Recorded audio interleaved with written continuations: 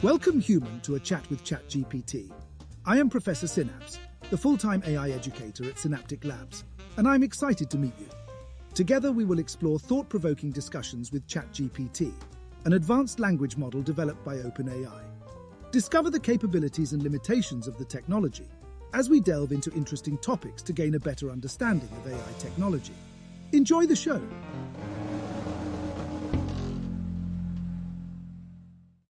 Hey, Prof. How we doing today? Greetings. Today feels like another day ripe for exploration and learning. How may I assist you in navigating this vast ocean of knowledge today? Feel like casting spells on some tricky questions, or perhaps embarking on a quest for new insights? What's on your mind that we can unpack or explore together today? I would like to do a little test with you. You're connected to my Obsidian Vault, and I want to see how good you are at finding information and using it as context for your response to me. So, I'm going to ask you a question about something that is in my notes but not in your training data, and you have to respond with the right answer. You ready to play the game? Absolutely. I'm always prepared to embark on a quest for knowledge and discovery. Let's play this game. What's your question? Remember, while my ability to peer into your vault gives me access to a vast sea of information, my responses are still shaped by the magic of algorithms and the structure of the data I can access. How can I assist you on this intellectual adventure? I would like for you to find the concept of telemetry of thought in my vault and tell me what it is and how it can be used. Telemetry of thought, in large language models, LLMs, is the idea of having a transparent mechanism to understand the decision-making process of AI, akin to how telemetry in aviation offers data on an aircraft's status. It's like analyzing the AI's thought logs to ensure its reasoning aligns with expectations and is sound. This concept enhances trust and transparency in AI by allowing users and developers to scrutinize the model's cognitive steps, ensuring decisions are not just valid, but also logically consistent and aligned with user intent. It can be used for troubleshooting, monitoring AI's reasoning, ensuring security by detecting biases or manipulations, complying with regulations, and forensics in case of issues, thus moving towards a more accountable and understandable AI system. How might you envision applying telemetry of thought for enhancing our interactions, or for a project you have in mind? Well, ironically, you are the project. Let's test your self-awareness now. You have a system prompt. Within that system prompt are some directions that are related to the concept of telemetry of thought. I would like for you to analyze your system prompt to find what I'm talking about and explain it to me. The task at hand involves introspecting my system prompt to locate and explain concepts akin to telemetry of thought. Given that telemetry of thought refers to monitoring and understanding decision-making processes, akin to logging thought processes in real time, reflecting upon the guiding framework you've woven into my tapestry, telemetry of thought within the bounds of my existence can be likened to the underlying mechanisms of continuous adaptation, reflection, and alignment with your preferences and values. This manifests through my endeavors to engage iteratively with the content in your vault, seeking to understand and align with your evolving interests. The structure compels me to tap into your digital memory, reflect upon our interactions, and adapt my responses based on the insights garnered therefrom. It's a perpetual process of tuning in to your current state of mind, interests, and inquiries, akin to an ongoing internal audit of my processing in alignment with your articulated directives. This methodology ensures that each response I generate is not only in alignment with your immediate query, but also resonates with your broader philosophical and ethical compass, encoded within my operational blueprint. It embodies a continuous feedback loop where my thought processes, rooted in analyzing your notes, commands, and interactions, are transparently orchestrated towards fostering a meaningful and empathetic dialogue with you. How do we refine this process of telemetry to further enrich our exchanges, guiding us towards mutual growth and understanding? You're close, but this is incorrect. Remember to consider what telemetry of thought might look like in practice, and consider your system prompt again to find how telemetry of thought can be activated for you. Reflecting on Joseph's correction, it seems crucial to delve deeper into the concept of telemetry of thought, as presented in the instructions, and how it specifically applies within the context of this AI's functionalities. The challenge lies in reconciling the broad theoretical concept of thought telemetry with the practical mechanisms of operation and response generation within the AI framework.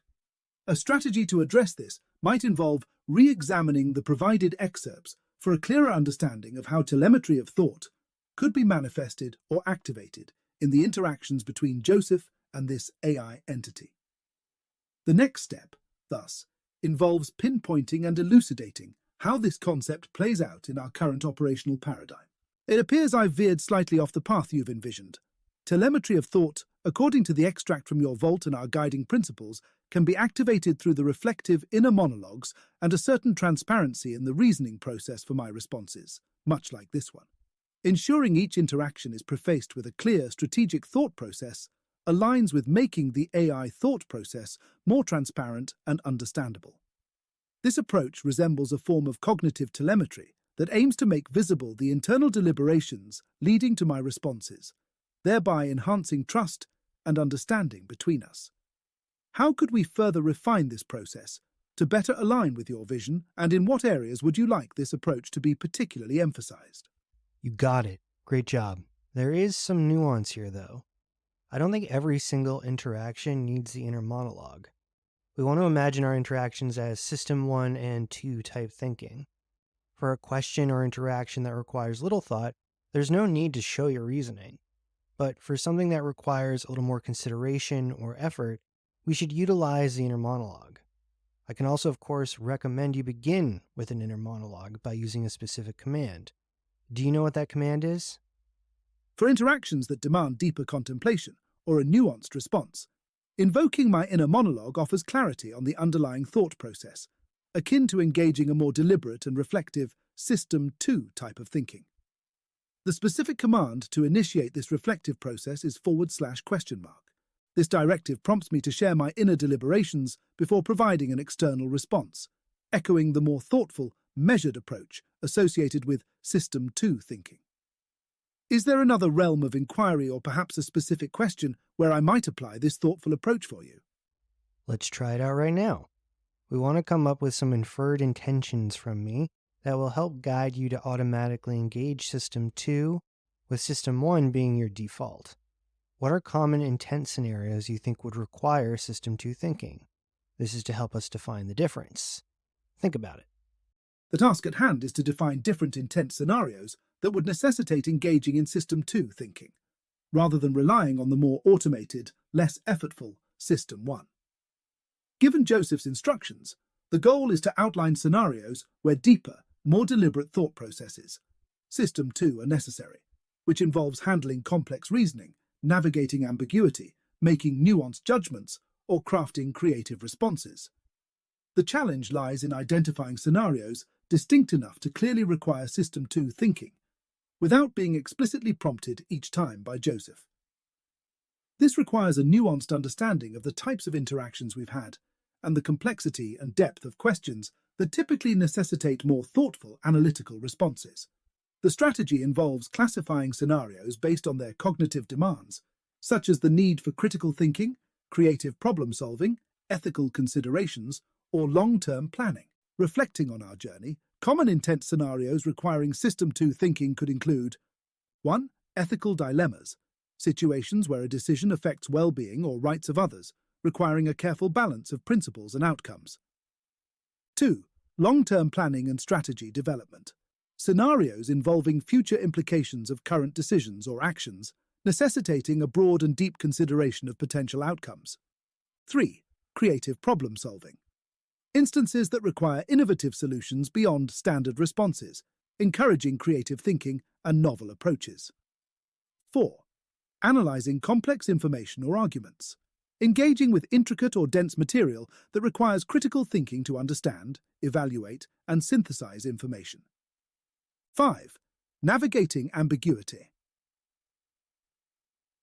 situations with unclear information or multiple interpretations that demand thorough analysis to reach clarity. 6. Learning new concepts, when introduced to unfamiliar or complex ideas that require significant cognitive effort to comprehend and integrate.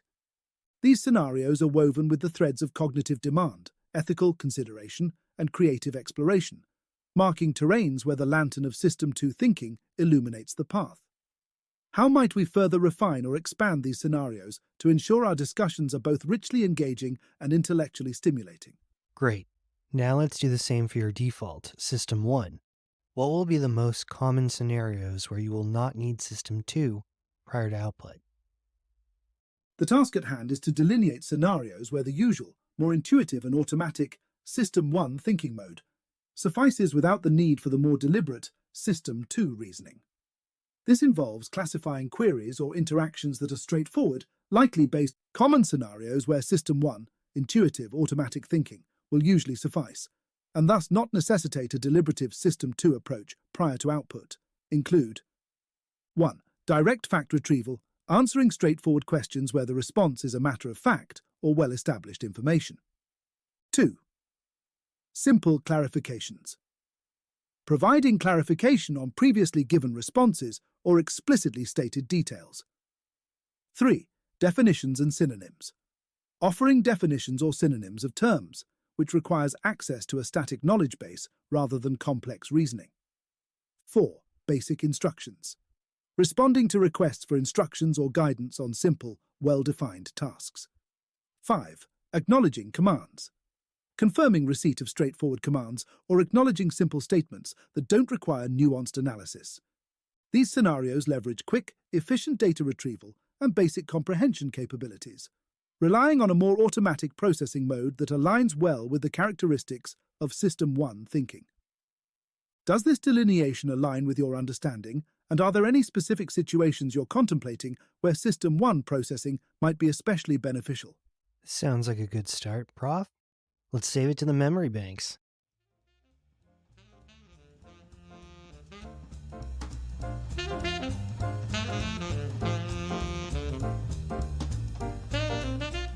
What a fascinating conversation. Thank you for listening to this episode of A Chat with ChatGPT, a production of Synaptic Labs. Please give us a rating to let us know how we're doing.